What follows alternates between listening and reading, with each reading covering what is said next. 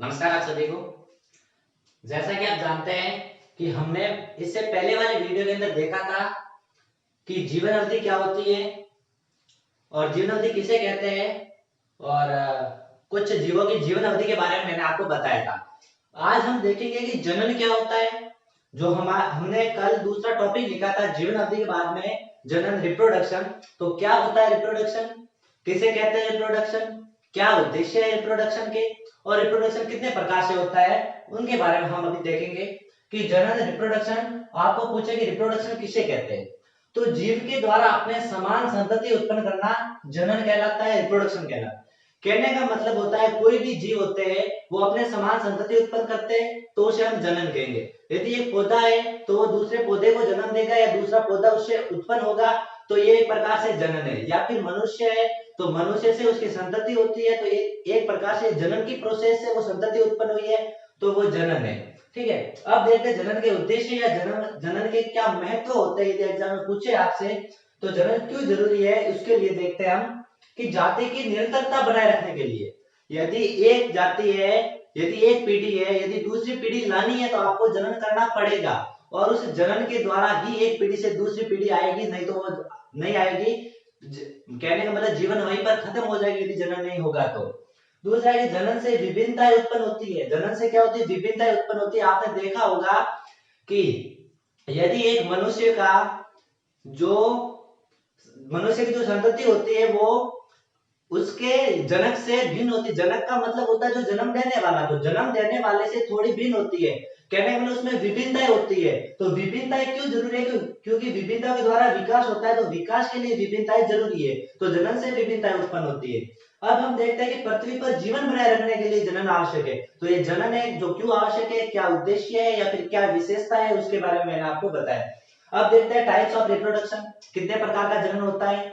ठीक है, तो अब देखो जनन मुख्यतः दो प्रकार का होता है। मैंने पिछले वीडियो के अंदर आपको बताया था, एक होता है लैंगिक जनन असेक्सुअल रिप्रोडक्शन और एक होता है सेक्सुअल रिप्रोडक्शन और एक होता है अलैंगिक जनन असेक्सुअल रिप्रोडक्शन। अभी हम इस वीडियो में अलैंगिक जनन क्या होता है, इसके क्या क्या विशेषताएं होती है इसकी और इसके टाइप्स के बारे में बताएंगे और फिर इनके एक एक करके टाइप के बारे में हम पढ़ेंगे। तो सबसे पहले अलैंगिक जनन क्या होता है, अलैंगिक जनन इनकी क्या क्या विशेषताएं होती है।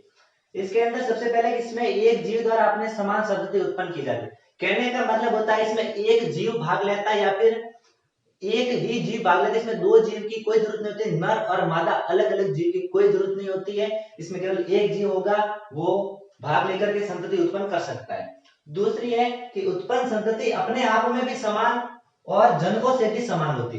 कहने का मतलब है जो अलैंगिक जनन के अंदर संतति उत्पन्न होगी वो अपने आप में तो समान होगी। कहने का मतलब दो संतति होगी तो वो दोनों आपस में तो समान होगी, लेकिन जनक जनक का मतलब होता है जन्म देने वाला, तो जन्म देने वाले के भी वो दोनों संततियां समान होगी।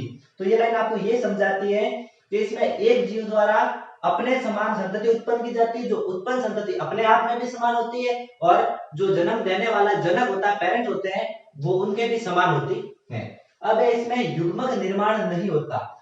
सिंपल सी बात है, जब इसमें दो जीव की जरूरत ही नहीं होती है तो युग्मक निर्माण की भी जरूरत ही नहीं होती है। इसमें दो युग्मक की जरूरत नहीं होती, युग्मक निर्माण जरूरी है ही नहीं इसमें, तो इसमें युग्मक निर्माण कोई जरूरी नहीं होता है और युग्मक निर्माण होता नहीं इसमें, तो इसमें निषेचन नहीं होगा। सिंपल सी बात है कि युग्मक निर्माण नहीं होगा तो निषेचन भी नहीं होगा। ठीक है, तो इसमें केवल समसूत्री विभाजन होता है, ओनली माइटोसिस होता है, इसमें अर्धसूत्री विभाजन नहीं होता है। फिर देखते हैं क्लोन, बहुत ही इंपॉर्टेंट है ये डेफिनेशन है कि क्लोन किसे कहता है। हर बार एग्जाम के अंदर ये पूछा जाता है कि अलैंगिक जनन से उत्पन्न संततियां, जो अलैंगिक जनन होता है उससे उत्पन्न संततियां होती है जो आपस में आकारिक और आनुवंशिक रूप से समान होती है, इसे क्लोन कहा जाता है।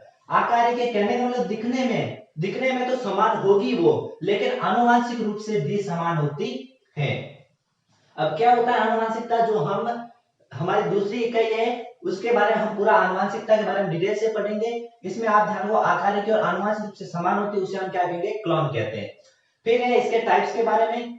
अब इनके कौन कौन से टाइप के बारे में हमको पढ़ना है मैं आपको ये बताता हूँ। तो अलैंगिक जनन क्या होता है ये हमने देखा, क्लोन किसे कहते हैं ये देख लिया हमने।